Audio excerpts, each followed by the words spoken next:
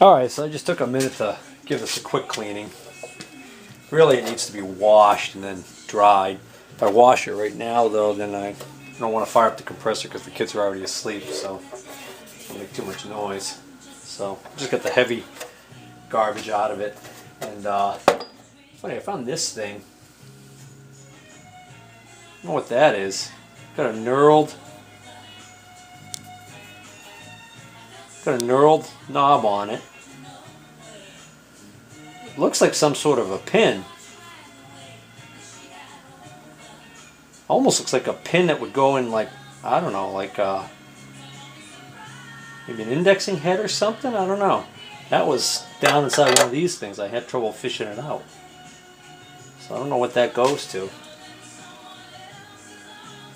But it's interesting.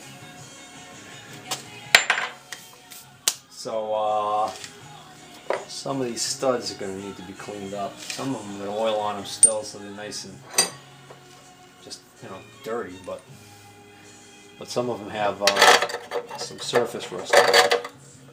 So I don't know if these are the smallest holes. I mean, the shortest holes. So I'm assuming that's where these go. That's longer. I honestly don't know what this set's supposed to consist of. I wonder if my set that I got with the Wells Index machine, I wonder if that's complete enough to be a clue. You know, I got that kind of buried back there. I don't know what it is. It's over here. Oh, that's a different set. Well, that's nowhere near as large a set as this one, I don't think. This seems to have more studs. That's another size there. Alright, so like these four here are definitely the longest, so.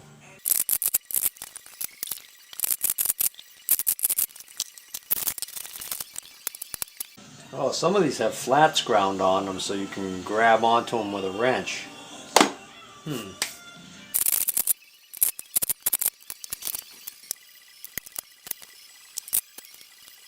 I've got 21 studs left here, and I've only got 12 holes left, so I want to do with that, I guess. Well, I noticed these three look like a pretty good match to each other, and then this one seems like a little bit odd. Yeah, this one's a little bit odd. Whoop, put them in the front since they're shorter. These are the next longest ones in progression. They're shorter than these, but I have 4 of them. Seems like... Oh, actually, these 2 right here are the next shortest, but these have the flats on them, so I don't think they belong to this set. You know, and that being said, all of these over here look different. These are all the same length, but these 3 have flats on them. And these 3, they don't have that black coloring to them. And this one's this part right here is a little bit different size than the other 2. So those 3 are orphans. These are all the same size, but this one got a different size part in the middle here and is also not the black color, so that's an orphan. So what do we got now? 3, 6, we got 9 left. 2, 4, 5, 6, 7, 8. And I'm just going to put these 3 here. This one's extra dirty. I got one more hole there that I don't have anything in yet. That one. Now, what do we got for blocks? Ah, there's another set with no name on them. So this set of Enco step blocks, they're odd. Maybe I'll keep them in there. Oh, we'll see. See what else we got. Alright, what do we got here? This big massive hole down here is, this is an Inco. I don't think it belongs to this set at all. Ah, here we go. Here's a pair. Matched. You think, does this seem right? These are not a pair. Northwestern Tool Company, Dayton, Ohio. This is unmarked. Thinking this unmarked one goes here. There's a little set of blocks. Oops. Somewhere, if I went online, I could probably find a picture and figure out what goes where in this thing. A small pair of hold downs. These look like they match. Don't quite fit in those slots. They must fit in there, huh? Yeah, they seem to fit. Found one of these down at the bottom, and then I found two more when I dumped that box. Ah, three more. So I got four of these. These are for putting two studs together. So where would you store these? Ah. Oh yeah, those fit there nicely. I like that. So maybe these do go in the center. This goes here. And then there was another one there maybe. T-nuts. What do we got for T-nuts? Ah. I only have one of these. But that's another clue as to what else might be missing from the set. Seems like probably had, not sure where these would go. So these regular looking T-nuts here all seem to be the same size. These must be what go in here. These are bigger. Okay, that's a bigger slot, so let's put the big thing on in that. Oh, okay. These nuts go... Now I think I remember that these nuts are supposed to go in these slots.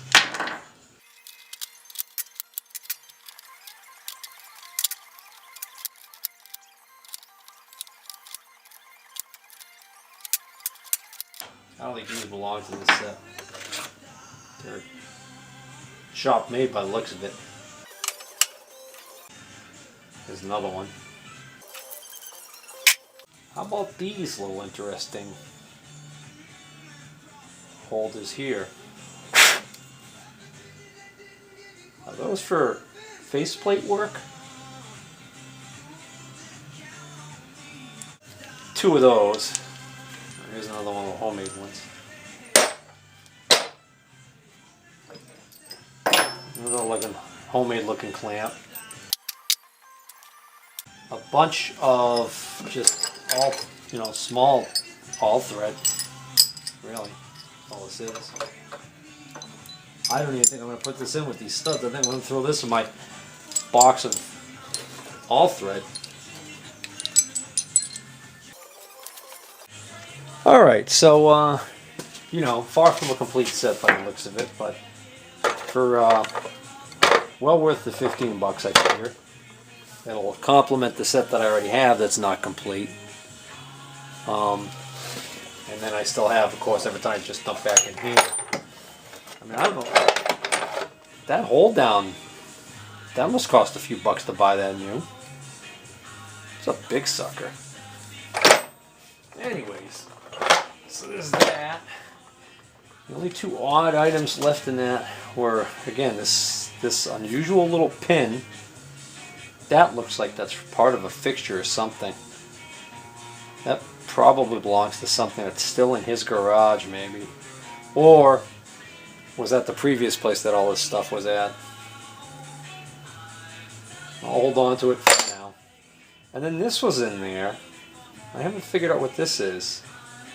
This has somebody cut a slot, drilled and tapped 2 holes, and put 2 grub screws in there. And this end is threaded. So at first I thought, well, could you put a, could you put an indexable cutter in there? But that doesn't seem likely. So I don't know what that is. I'll throw it in this box for now because that's where it was. But I honestly don't know what that is. That's just a little piece of aluminum. And a bunch of garbage. Alright, so then this box I got for $10. And I had pulled this this one huge lathe dog he had there. It's way too big for the lathe he has for sale. But he just picked up in his travels, and I was like, I might be able to use it on my 14-inch lathe. So I didn't make an offer on it initially, and then later when we going through and I put together this box, I said, how about you throw this in there, $10. So I got this box for $10. So let me show you what's in here. Of course, we got the big lathe dog, which now, this might be, I don't know if that's the largest. No, I got a bigger one. Yeah. This rusty one that I picked up somewhere looks like it's bigger. I guess I'll just put this one in with these other ones. And then I got to save from the scrapper series I'll do down the road where I've got some more of those. It's kind of ironic because I don't think I have a faceplate for that big lathe. Alright, so in this box here. So I'm going to go through that real quick. As quick as I can. This is a homemade fly cutter. It's got a bit in there now that actually looks like a threading bit. It's got a brazed on tip, and it's in there wrong. There's no way that was going to cut. You can see the slant goes that way, so somebody had taken that cutter out and flipped it around for some reason. Tightened it down. I don't know what the heck they were thinking there, but it's not a bad looking little homemade fly cutter. I might be able to find a brazed on bit that'll work in this and be worth checking out in the mill, seeing how good of a job they did making this thing, how true it runs. I got a couple of these end mills here that have the holes in the center, and I think that's for a drill bit to go in to act as a pilot drill. And it's got the little grub screw right there, the little Allen screw. So those look like they're in excellent shape. So I figured it wouldn't hurt to have a couple. I've got a couple of these. It came with the Wells Index cabinet. Figured it wouldn't hurt to have a few more. Here's just a little stub drill. This is an unusual little end mill here. Brand new. It's a Putnam end mill. It's got like a step to it. Like this is almost like a pilot bearing edge here, and then it's got the cutter. Boy, is that sharp! But this is it says CSS-9 .178 by .286 CT bore 91693. But that's brand new. It doesn't look like that's ever been used. This is a Weldon, W-E-L-D-O-N, slitting or slotting saw arbor, made in Poland. Looks brand new. So that's, you unscrew that. Plenty of oil on there to keep it from rusting. You unscrew that, and you put your little slitting saw blade on there, and then it's got the ground flat right here, so you could use this in an end mill holder.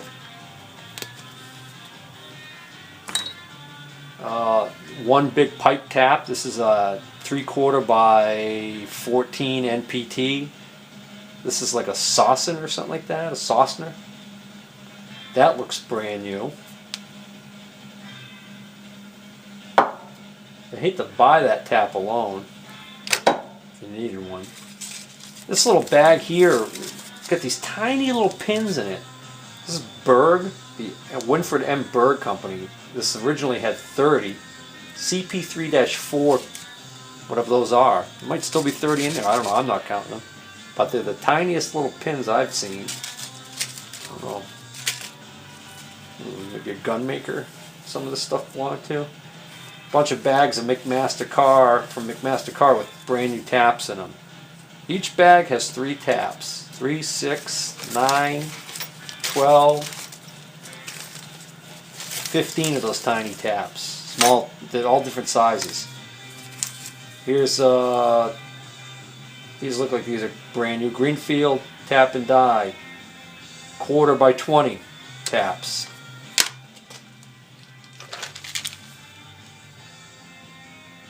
.632 taps.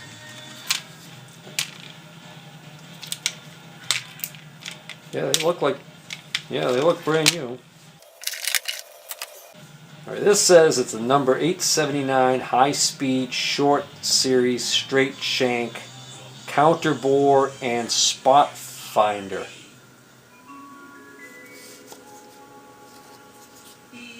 Oh, okay, so that's a small version of these. So, all right, so now I know this is called a counter bore. This spot finder. So, I don't know if you're supposed to put a drill bit in there. Here's a big one. Yeah, there we go. Look at that. Obviously it wasn't in this container its whole life because it's got the dust on it that everything else has on it. Not a chip on there. They look... must have been out of this container to get dirty, but I'll tell you, it still looks brand new. What we got here? Cobalt high-speed end mill. That's not what's in here. What's in here is, this is actually somebody who's just using this box to hold tiny taps. These all say number 879, even though they're all different sizes. Another one of these counter boring end mills with the hole in them. Another one. This is different. Cleveland Twist Drill Company. Just a 2-flute end mill. It is a Cleveland mill. You can see the little diamond with the C in it. It's an empty tube. We'll have to see what goes in there. Metric screw pitch gauge. Starrett 156M. Looks brand new. I'll keep that. I've got a metric screw pitch gauge, but it's a Craftsman. So we'll upgrade. This is a Brown and Sharp tube holder for a 4-flute end mill.